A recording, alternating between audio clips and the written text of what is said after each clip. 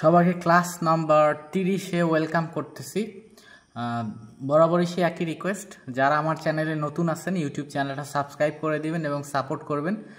এবং আপনারা কিন্তু লাইসেন্সিং পরীক্ষার আগ পর্যন্ত এই ইউটিউব চ্যানেলে নিয়মিত ক্লাস পেতেই থাকবেন। সো আজকে হচ্ছে পার্ট 2, কেস বেসড কোয়েশ্চেন বা ম্যানেজমেন্ট বেসড যে কোয়েশ্চেনগুলো হয় ক্লিনিক্যাল, সেগুলা হচ্ছে আমরা গত ক্লাসে 29 নাম্বারে হচ্ছে পার্ট 1-এ 30 পর্যন্ত পড়ানো হয়েছিল। আজকে 31 থেকে পার্ট 2।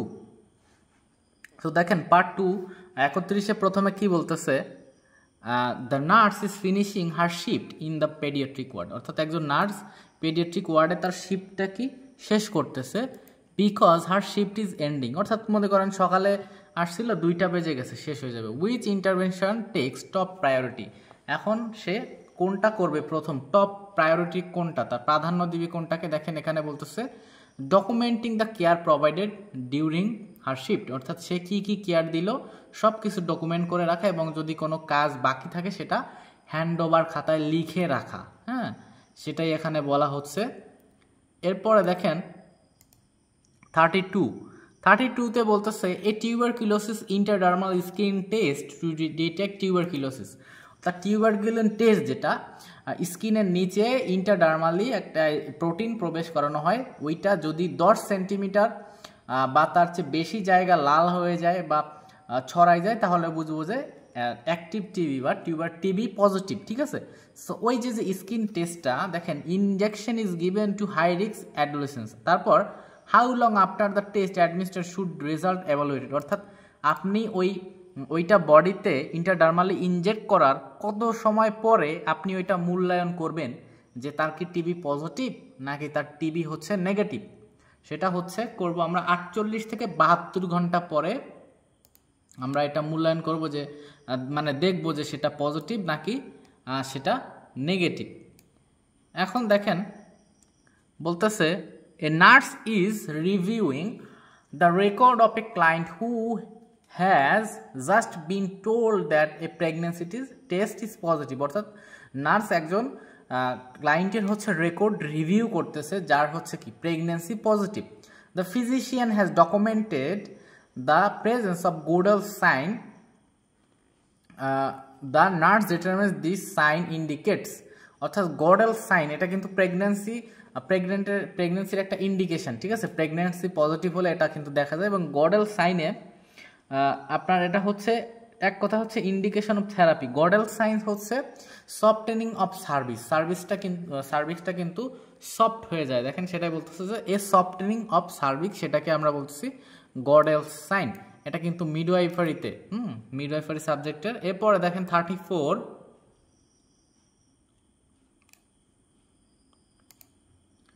34-এ বলতেছে a pregnant client calls the clinic and tells the nurse to experiencing leg cramp. অর্থাৎ লেগ ক্র্যাম্প হচ্ছে একজন প্রেগনেন্ট ওম্যান, সে ক্লিনিকে কল দিয়ে বলতেছে তার কি পায়ে সোজা বাংলায় আমি যদি খিল লাগা, হ্যাঁ সোজা ক্র্যাম্প খিল লাগা। হ্যাঁ, তারপরে বলতেছে is awakened by the cramps at night. এটা রাতে হচ্ছে, মূলত রাতে সমস্যাটা বেশি হচ্ছে। তারপরে বলতেছে to provide relief from the leg cramps the nurse tells the client to. এটা থেকে রিলিফ পাওয়ার জন্য নার্স ক্লায়েন্টকে কি বলবে, দেখেন এখানে বলতেছে dorsiflex the foot while extending the knee when cramps occur. অর্থাৎ মূলত এখানে একটু ভাঁজ করা নিটা। ঠিক আছে, দেখবেন যে পায়ে খিল লাগলে কি হয়, একটু হাঁটাহাঁটি করা বা এরকম করা, তো সেই কথাই বলতেছে যে পাটা একটু ভাঁজ করা, ওইভাবে রাখলে এটা কমে যাবে। এরপরে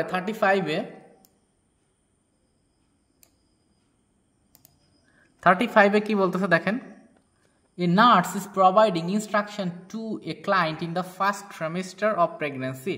অর্থাৎ ফার্স্ট ট্রাইমেস্টারে প্রেগনেন্সিতে একজন নার্স কি ইনস্ট্রাকশন দিচ্ছে একজন প্রেগনেন্ট ওম্যানকে, বলতেছে রিগার্ডিং কি সম্পর্কে, measures to assist in reducing breast tenderness.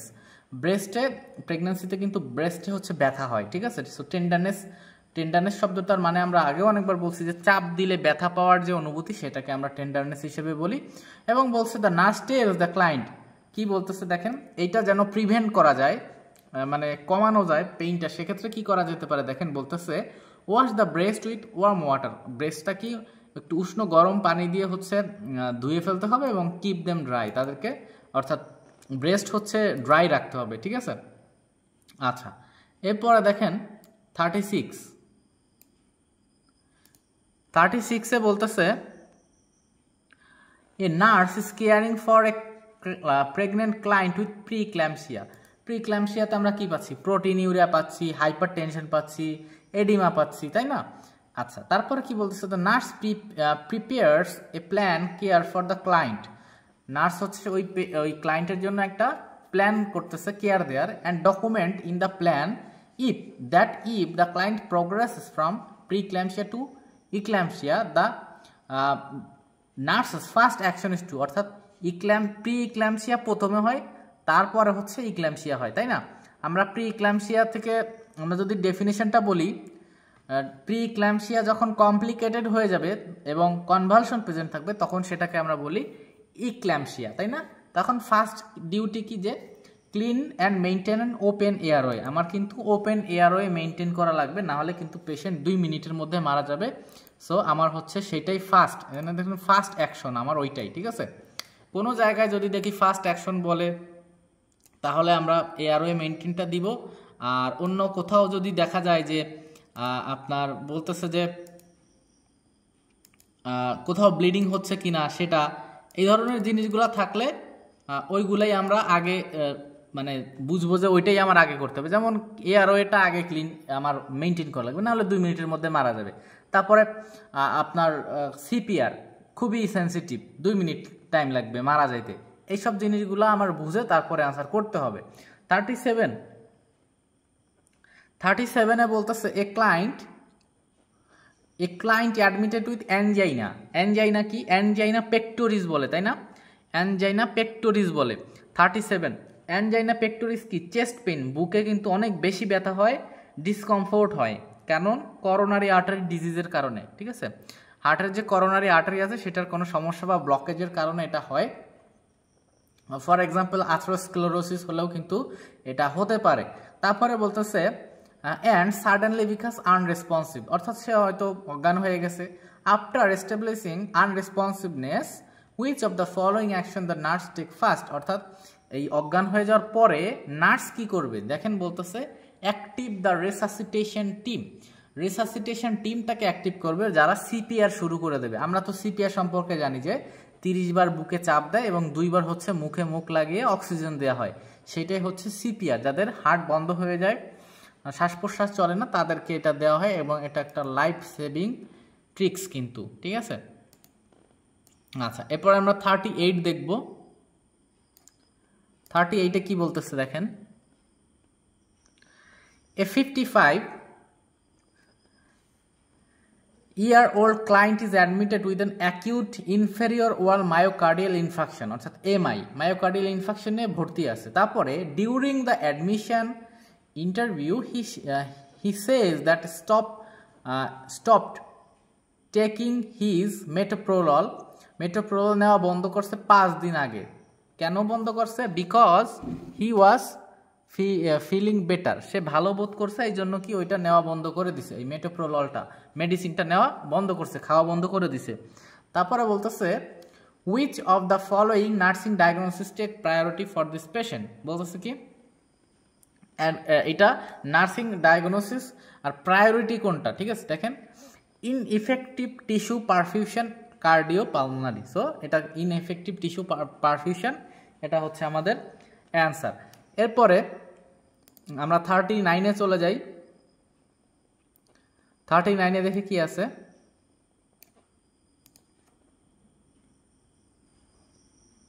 আচ্ছা 39-এ বলতেছে your patient with chronic renal ফেলার রিপোর্টস প্লুরাইটিস। এখানে প্লুরাইটিস মানে হচ্ছে একটা অ্যালার্জিক কন্ডিশন, মানে হচ্ছে চুলকানি হয়, ঠিক আছে এইটা।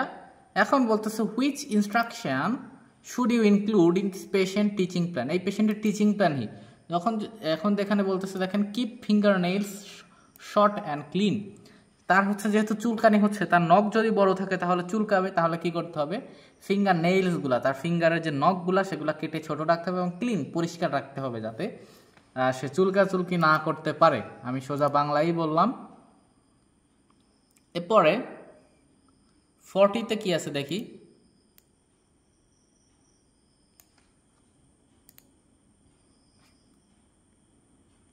আচ্ছা, 40তে দেখেন,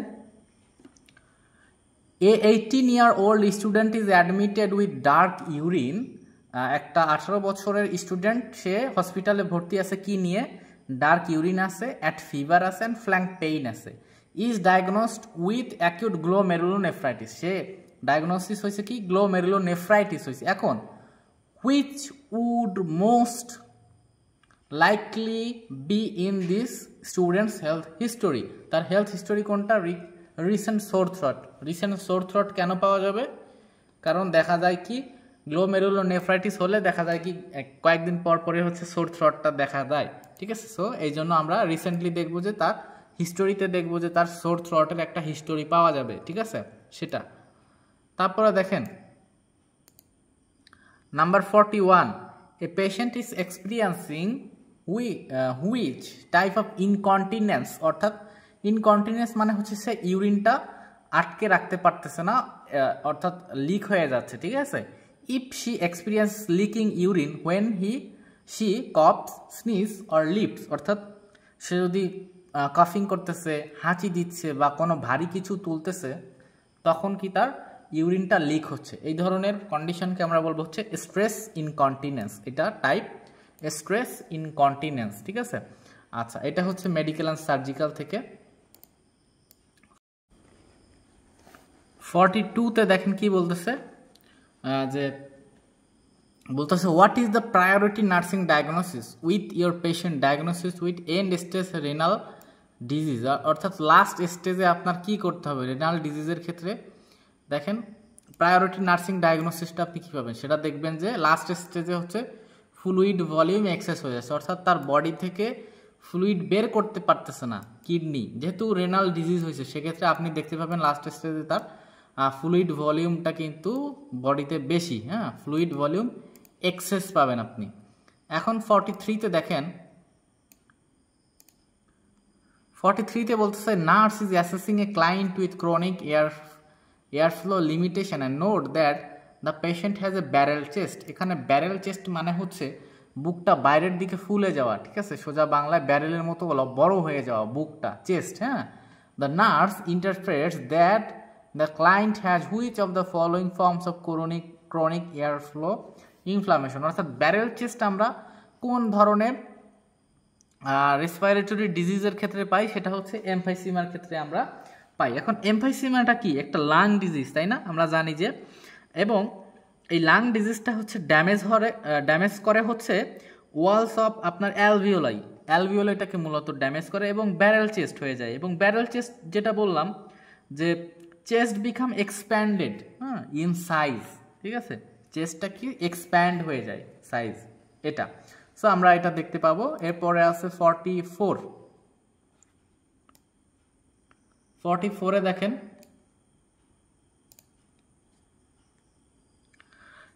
a client with COPD reports steady weight loss, যার হচ্ছে একজন পেশেন্টের সিওপিডি হয়েছে, ক্রনিক অবস্ট্রাকটিভ পালমোনারি ডিজিজ, এবং তার ওজন কমে যাচ্ছে, being too tired from just breathing to eat, ঠিক আছে, এবং সে খুব অল্প সময়ে টায়ার্ড হয়ে যাচ্ছে এবং বলছে which of the following nursing diagnosis would the most appropriate when planning nutritional intervention for this client, অর্থাৎ এখানে মূলত বলতেছে সিওপিডির ক্লায়েন্টের কথা, ঠিক আছে। সিওপিডির ক্লায়েন্টের কোন ধরনের আপনি যখন নিউট্রিশনাল ইন্টারভেনশন অর্থাৎ ডায়েট প্ল্যানিং করবেন তখন কোনটা আপনার মোস্ট অ্যাপ্রোপ্রিয়েট, সেখানে বলতেছে দেখেন অল্টার নিউট্রিশনটা পরিবর্তন করতে হবে। দেখেন less than body requirements related to fatigue, অর্থাৎ রিলেশনটা পরিবর্তিত হয়ে গেছে লেস দেন বডি রিকোয়ারমেন্ট, ঠিক আছে, এটার কারণে কিন্তু এটার সাথে কিন্তু ফ্যাটিকটা রিলেটেড, সেটা বলতেছে। এরপরে দেখেন 45,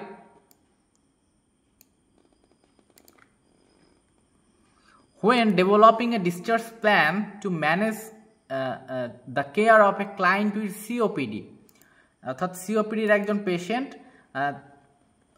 সে হচ্ছে ছুটি পাইছে, ডিসচার্জ হয়ে গেছে হসপিটাল থেকে। দ্য নার্স শুড অ্যান্টিসিপেট মানে পূর্বেই অনুমান করা বা পূর্বানুমান করা, that the client will do which of the following, অর্থাৎ একজন নার্স হচ্ছে ছুটি দিচ্ছে, সিওপিডির একজন পেশেন্ট বাসায় চলে যাচ্ছে এবং সে পূর্বেই কি অনুমান করতেছে যে ডেভেলপ ইনফেকশনস ইজিলি, কারণ সিওপিডির পেশেন্টদের কি ইনফেকশনগুলা খুব সহজেই কিন্তু ডেভেলপ করে, ঠিক আছে। সো এটাই বলতেছে। এবার 46-এ দেখেন, 46-এ বলতেছে the nurse receives emergency laboratory result, nurse হচ্ছে একটা এমার্জেন্সি ল্যাবরেটরি রেজাল্ট পাইছে for a client with chest pain,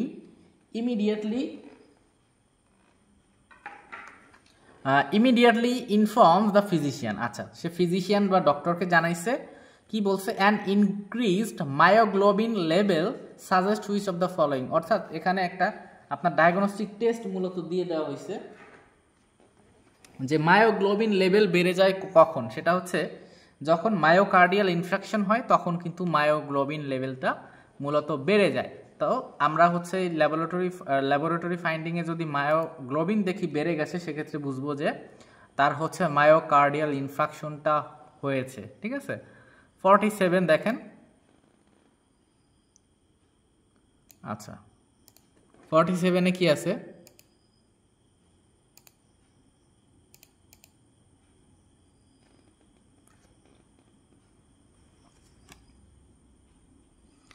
your patient had surgery to form an arteriovenous fistula, অর্থাৎ আর্টারি এবং ভেইন কিন্তু একসাথে অ্যাটাচ করে দেওয়া হয়, ফিস্টুলা। হেমোডায়ালাইসিস, হ্যাঁ, যাদের কিডনি ফেইলিওর, কিডনি কাজ করে না, তাদের ব্লাড ফিল্ট্রেশন আর্টিফিশিয়ালি করা হয়, সেটা হচ্ছে হেমোডায়ালাইসিস, এবং এটা আমরা সবাই জানি। এবং বলতেছে which information is most important for providing care for the patient, এবং এইখানে মোস্ট ইম্পর্টেন্ট কোনটা, মোস্ট ইম্পর্টেন্ট হচ্ছে taking a blood pressure reading on the affected arm can cause clotting of the fistula, অর্থাৎ ডায়ালাইসিস ক্ষেত্রে fistula যে হাতে থাকবে সেই হাতে কখনোই কিন্তু ব্লাড প্রেশার বা কাপ লাগিয়ে আমরা ব্লাড প্রেশার মাপবো না, তাহলে ওই ফিস্টুলাটা ড্যামেজ হয়ে যেতে পারে, ঠিক আছে। সো ওই হাতে বিপরীতে যে হাতটা আছে ওই হাতে কিন্তু আমরা ব্লাড প্রেশারটা মাপবো। সো এটাই এখানে বলা হচ্ছে। এরপরে 48-এ বলতেছে a patient with diabetes has had many renal calculi over the past 20 years, হ্যাঁ, কিডনিতে স্টোন, ঠিক আছে, 20 years and now has chronic renal failure, এখন তার কি chronic renal failure, which substance must be reduced in this patient's diet, অর্থাৎ এটা কিন্তু আপনাদের গত মার্চেও একটা আসছিল যে আপনার কি যেন বলা ছিল, যে কোয়েশ্চেনটাই বলা ছিল যে আপনার ক্রনিক বা অ্যাকিউট রিনাল ফেলিয়ার পেশেন্টদের প্রোটিনের পরিমাণটা কতটুকু ইনটেক করবে, সেটা হচ্ছে 40 থেকে 60 গ্রাম পার ডে, এবং এটা কিন্তু ডায়েট থেকেই আসছে, এবং এটা কিন্তু প্রোটিন রেস্ট্রিক্টেড হয়ে যাবে। দেখেন, রিডিউস, কমাতে হবে, একদম রেস্ট্রিক্টেড থাকবে তা না, প্রোটিনের পরিমাণটা প্রোটিন ইনটেকটা কিন্তু কমিয়ে দিতে হবে, এখানে সেটাই বলা হচ্ছে। তারপরে 49-এ দেখেন, 49-এ বলতেছে, আচ্ছা 49-এ বলতেছে a paraplegic patient with renal calculi, এখানে প্যারাপ্লেজিক মানে হচ্ছে inability to voluntary move the upper limbs, অর্থাৎ প্যারালাইসিস, আমরা সোজা বাংলায় প্যারাপ্লেজিক বলতেছে এখানে, ঠিক আছে, সেটা। এখন রেনাল ক্যালকুলি, কিডনিতে স্টোন, অ্যাডমিটেড টু দ্য হসপিটালে অ্যাডমিটেড আছে, which factor contributes to the development of calculi, অর্থাৎ এখানে আপনার কোন ফ্যাক্টরটা কাজ করতেছে এটার পিছনে, সেটা হচ্ছে হাই ফ্লুইড ইনটেক, ঠিক আছে, হাই ফ্লুইড ইনটেকটা এটার পিছনে কাজ করতেছে। এরপরে 50-তে দেখেন কি বলতেছে, 50-তে বলতেছে a nurse is preparing for urinary catheterization of a trauma patient, একজন পেশেন্টের ট্রমা আছে এবং তাকে হচ্ছে ক্যাথেটার করবে, হ্যাঁ, একজন nurse. And you observe bleeding at the urethral meatus, urethral যে ওপেনিং আছে সেখানে দেখলেন কি ব্লিডিং হচ্ছে, হুইচ অ্যাকশন হ্যাজ প্রায়োরিটি, আপনার প্রায়োরিটি কোনটা, সেটা হচ্ছে দেখেন delay catheterization and notified the doctor. যেহেতু তার ইউরেথ্রাল ওপেনিংয়েই হচ্ছে ব্লিডিং হচ্ছে, তাহলে কি আপনি ক্যাথেটার কিন্তু করতে পারবেন না, তাহলে ওটা কিন্তু আরও ড্যামেজ হয়ে যাবে। আচ্ছা, এরপরে 51-এ দেখেন,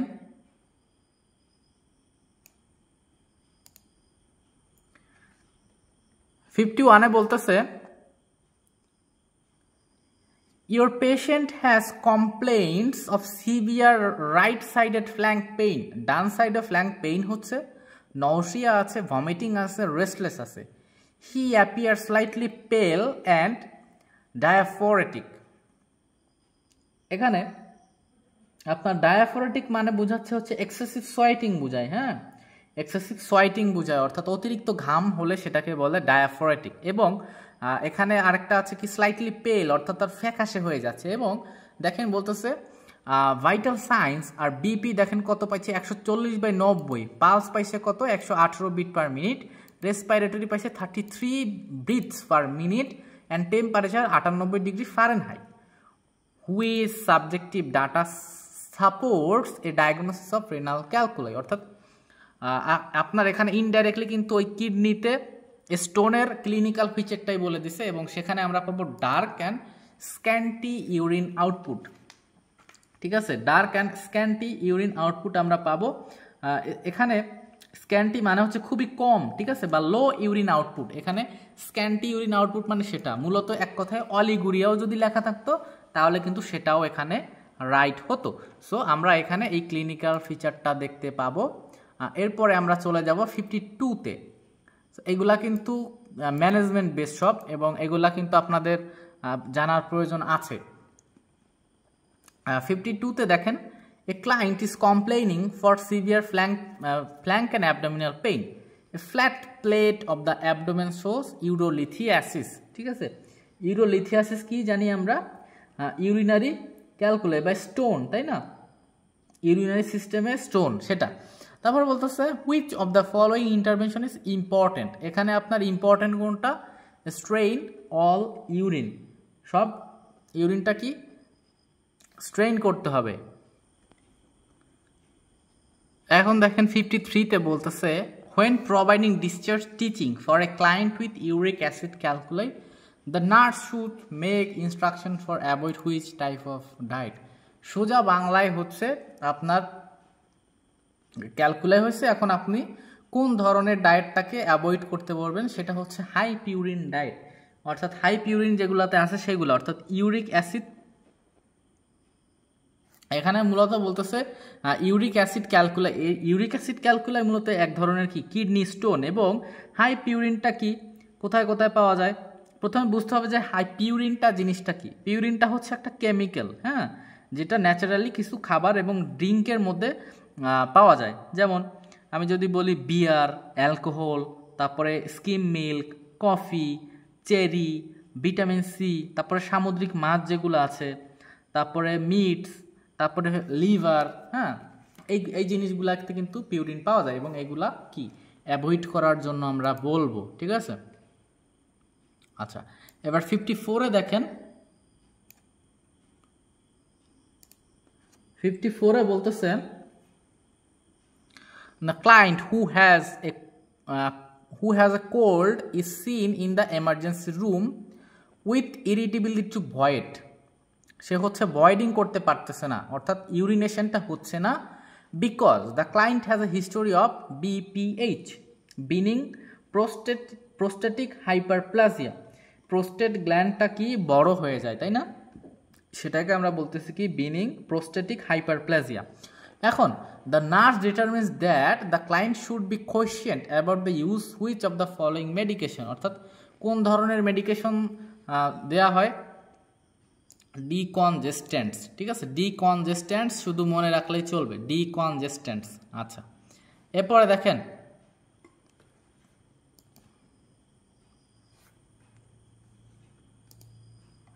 এরপরে হচ্ছে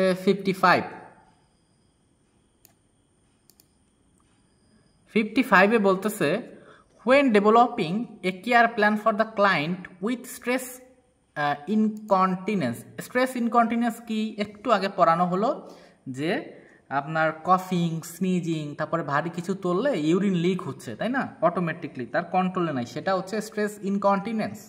the nurse should take into consideration that stress incontinence is best defined in the involuntary loss of urine, ওই যে অইচ্ছাকৃত ইউরিন লস অ্যাসোসিয়েটেড উইথ কি বলতেছে দেখেন, activities that increase abdominal pressure, অর্থাৎ যদি আমার অ্যাবডোমিন অর্থাৎ পেটে চাপ পড়ে এই ধরনের কাজ যদি আমি করি, সেক্ষেত্রে কিন্তু এই স্ট্রেস ইনকন্টিনেন্স বা ইউরিন লিকের ঘটনাটা ঘটতেছে। এখন দেখেন a client has arts continence, এবং এখানে আর্টস কন্টিনেন্স হচ্ছে এক ধরনের কন্টিনেন্স, অর্থাৎ এটা হচ্ছে আপনার দ্রুত হচ্ছে যাওয়া লাগে ইউরিনেশনে, এর arts continence. Which of the following sign symptom would nurse expect the find of this client. এখন এই আর্টস কন্টিনেন্সের ক্ষেত্রে কোন ধরনের ক্লিনিক্যাল ফিচার দেখা যাবে দেখেন, বলতেছে involuntary urination with minimal warning, কোনো ধরনের ওয়ার্নিং ছাড়া বা সোজা কথায় ইনভলেন্টারি ইউরিনেশন মানে অইচ্ছাকৃতভাবেই ইউরিনটা তার লিক হয়ে যাবে, ঠিক আছে এটা। এরপরে 57 দেখেন কি বলতেছে, 57 বলতেছে for a male client in the oliguric phase of acute renal failure. Renal failure হইলে অলিগুরিয়া হয়, অলিগুরিয়া কি 24 ঘন্টায় 200 ml বা তার চেয়ে কম যদি আমরা দেখি ইউরিন আউটপুট, সেটাকে কিন্তু আমরা অলিগুরিয়া হিসেবে ধরে নেই। Which nursing intervention is most important, এখানে আপনার নার্সিং ইন্টারভেনশন কোনটা ইম্পর্টেন্ট, সেটা হচ্ছে লিমিটিং ফ্লুইড ইনটেক, অর্থাৎ ফ্লুইডটা কিন্তু পরিমিত পরিমাণে নিতে হবে, যেহেতু তার কিডনিটা ঠিক মতো কাজ করতে পারতেছে না সেজন্য। সো এটা একটু ইজি ছিল। এবং 58 দেখেন, 58-এ বলতেছে when a female client with an indwelling urinary অর্থাৎ folic catheter insists on walking to the hospital lobby to visit with members। আচ্ছা, তারপরে the nurse teaches how to do without compromising the catheter, which client action indicate an accurate understanding of this information। এখানে বলতেছে the client keeps the drainage bag below the bladder at all the time। এখানে মূলত পেশেন্টকে সে বলতেছে কি দেখেন, পেশেন্টকে nurse কি বলতেছে যে যখন হাঁটাহাঁটি করতেছে তখন কি বলছে যে ইনসিস্ট অন ওয়াকিং, এবং দেখেন বলতেছে without, the nurse teaches how to do this without compromising the catheter, অর্থাৎ এমনভাবে হাঁটবেন যেন ক্যাথেটারে কোনো সমস্যা না হয়। সেক্ষেত্রে কি করতেছে দেখেন, আমার ক্যাথেটারের ড্রেন, আমার যে ব্যাগটা আছে সেটা কিন্তু সবসময় আমার ব্লাডার থেকে একটু নিচে রাখতে হবে। সো এখানে সেটাই বলতেছে দেখেন, the client keeps the drainage bag below the bladder at all the time, অর্থাৎ শুয়ে থাকলেও তার ব্লাডারের চেয়ে নিচে রাখতে হবে, তাহলে কিন্তু ইউরিনটা ব্যাগে জমা হবে ভালো মতো, ঠিক আছে। সো এটাই বলতেছে। এরপরে 59-এ দেখেন, 59-এ বলতেছে after having transurethral resection of the prostate, Mr. Lim returns to the unit with 3-way indwelling urinary catheter and continuous closed bladder irrigation, which following suggests the client catheter is occurred। সেটা হচ্ছে কি, the client reports bladder spasm and the urge to void, ঠিক আছে। Client report করবে কি bladder spasm হচ্ছে এবং তার হচ্ছে ভয়েডিং এর দ্রুত হচ্ছে আর্জ হচ্ছে, ঠিক আছে এটা। আচ্ছা, এরপরটা দেখি 60।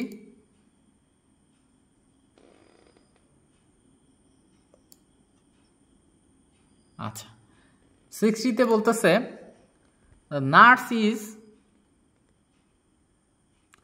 inserting a urinary catheter into the client who is extremely anxious about the procedure, ঠিক আছে। অর্থাৎ ক্যাথেটার করবে এবং এইটার কারণে সে ভয় পাচ্ছে। The nurse can facilitate the insertion by asking the client breathe deeply, অর্থাৎ কি তখন কি বলতে পারে, তুমি একটু ডিপলি ব্রিদিং নাও, তখন হচ্ছে ক্যাথেটারটা করে ফেলবেন, সেটাই এখানে বলতেছে। পর 61-এ দেখেন কি বলে, 61-এ বলতেছে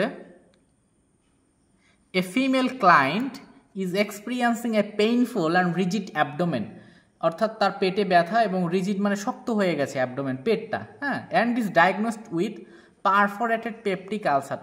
পেপটিক আলসারের একটা কমপ্লিকেশন যে ছিদ্র হয়ে যায়, তাই না, পারফোরেশন হয়ে যায়। A surgery has been scheduled, surgery করতে হবে যেহেতু ছিদ্র হয়ে গেছে, and a nasogastric tube is inserted, NG tube প্রবেশ করানো হয়েছে। The nurse should place the client before surgery, সার্জারির পূর্বে পেশেন্টকে কোন পজিশনে রাখতে হবে, সেমি ফাউলার্স পজিশন। তাহলে এত ঘুরাই পেঁচাই না বলে যদি এক কথায় এখানে বলা থাকতো যে পেপটিক আলসারের পূর্বে, পেপটিক আলসারের অপারেশনের পূর্বে বা পারফোরেশন হয়েছে, সেক্ষেত্রে কোন পজিশন রাখবে, সোজা কথায় হচ্ছে সেমি ফাউলার্স পজিশনে কিন্তু ওই পেশেন্টকে রাখা লাগবে। এরপরে 62তে দেখেন, 62তে বলতেছে a male client with history of cirrhosis, অর্থাৎ লিভার সিরোসিস হয়েছে, and alcoholism is admitted with severe dyspnea. Dyspnea কি, শ্বাস প্রশ্বাস নিচ্ছে 12 বা তার চেয়ে কম, 1 মিনিটে 12 বা তার চেয়ে কম শ্বাস প্রশ্বাস নিচ্ছে, রেজাল্টিং ফ্রম অ্যাসাইটস। অ্যাসাইট মানে কি, সোজা বাংলায় যদি বলি পেটে পানি জমা, ঠিক আছে। The nurse should be aware that the ascites is most likely the result of increased, কি বাড়ার মাধ্যমে হচ্ছে, increase pressure on the portal vein. এটা পোর্টাল ভেইনে প্রেশারের কারণে কিন্তু হচ্ছে, ঠিক আছে, পোর্টাল ভেইনে প্রেশারের কারণে এই প্রবলেমটা হচ্ছে। তারপর 63তে দেখেন, 63, আচ্ছা 63তে বলতেছে newly admitted client diagnosed with Hodgkin's disease. এখানে হটকিংস ডিজিজ মানে হচ্ছে ক্যান্সার, যখন আপনার লিম্ফ্যাটিক সিস্টেম আছে না, আমাদের লিম্ফ্যাটিক সিস্টেমে যখন ক্যান্সার হয়ে যায় তখন আমরা সেটাকে বলি হচ্ছে হটকিংস ডিজিজ। অ্যান্ড কি বলছে, আন্ডারগোজ an excisional cervical lymph node biopsy, biopsy নেবে, বায়োপসি করবে ক্যান্সার ডিটেক্ট করার জন্য কোন স্টেজে আছে সেটা, আন্ডার লোকাল অ্যানেস্থেসিয়া, আমার গলার সাইড থেকে টিস্যু নেবে লোকাল অ্যানেস্থেসিয়া দিয়ে। What does the nurse assess first after the procedure, এই প্রসিডিওরটার পরে কি করবে, যে এই লোকাল অ্যানেস্থেসিয়া দেওয়ার পরে কি দেখবে যে তার এয়ার ওয়েটা ঠিকঠাক আছে কিনা। আমরা সেই বারবার একই কথা বলতেছি, আমার এয়ার ওয়েটা আগে কিন্তু ঠিকঠাক রাখতে হবে। 64-এ দেখেন, 64-এ বলতেছে the client has 15% blood loss, একজন ক্লায়েন্টের 15%, বডির 15% ব্লাড লস হয়ে গেছে। Which of the following nursing assessment finding indicates hypovolemic shock, অর্থাৎ 15% ব্লাড লস হয়ে গেছে এবং হাইপোভলিমিক শকে গেলে আমরা কি ক্লিনিক্যাল ফিচার দেখতে পাবো, মূলত সেটা আমরা দেখব যে কি সিস্টোলিক প্রেশারটা কিন্তু কমে গেছে 90-এর নিচে, অর্থাৎ আমরা জানি যে শকের একটা ক্লিনিক্যাল ফিচার কি, হাইপোটেনশন, তাই না। সো এক্ষেত্রে কিন্তু সেটাই হচ্ছে এবং সেটাই বলতেছে। আচ্ছা, সবগুলা কিন্তু একটা গল্প বা ম্যানেজমেন্ট দিয়ে দেওয়া হয়েছে, সেই ভিত্তিতেই কিন্তু এখানে হচ্ছে অ্যান্সারগুলা করতে হবে আপনাদের। আচ্ছা 65-এ দেখেন, এ 65-year-old client experiencing with flare up pruritus, ওই যে যেটা বললাম যে চুলকানি, তারপরে কি, which of the client action can aggravate the flare ups, অর্থাৎ সেই আপনার যে চুলকানিটাকে অ্যাগ্রাভেট করতে পারে বা ট্রিগার করতে পারে কোনটা, দেখেন বলতেছে daily baths with ফ্র্যাগ্রান্ট soap. ফ্র্যাগ্রান্ট soap কিন্তু স্কিনে এই প্রুরাইটিসটা কজ করে, ঠিক আছে। সো এটা হচ্ছে আমার ওই সোপটা ইউজ করা যাবে না, এখানে সেটাই বলতেছে। সো আজকে হচ্ছে আমরা এখানে আমাদের 30 নাম্বার ক্লাসটা শেষ করতেছি। আশা করি আপনারা ক্লাসটি থেকে উপকৃত হয়েছেন এবং আপনাদের কাছে সেই একই রিকোয়েস্ট, চ্যানেলটা কিন্তু সাবস্ক্রাইব করে দিবেন এবং আমাকে সাপোর্ট দিবেন যাতে নিয়মিত আপনারা ক্লাস করতে পারেন এবং আপনারা কিন্তু ভালোভাবে ক্লিনিক্যাল যে ম্যানেজমেন্টগুলো আছে, যে কোয়েশ্চেনগুলো আসে সেগুলাতে আরও এক্সপার্ট হতে পারেন এবং ক্লাসগুলো কিন্তু আপনারা আপনার ফ্রেন্ডসদের মাঝেও শেয়ার করতে পারেন যাতে সবাই একসাথে ক্লাস করতে পারে। সো পরের ক্লাস পর্যন্ত সবাই ভালো থাকবেন, ধন্যবাদ।